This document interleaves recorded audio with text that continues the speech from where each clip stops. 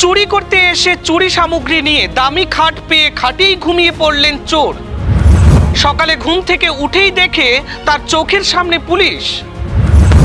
আমি চুরি করতে আসিনি, একটু ঘুমাতে এসেছি, দাবি চোরের। আজব রাজ্যে একই গজব কাহিনী।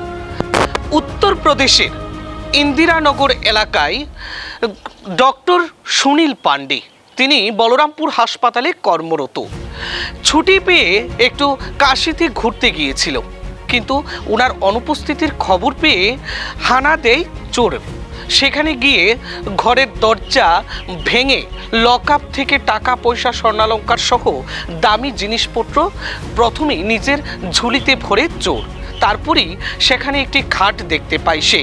বেডরুমে গিয়ে যখন খাটটি এত সুন্দরভাবে সাজানো, তখন চোর ভেবেছিল একটু ঘুমিয়েই দেখি।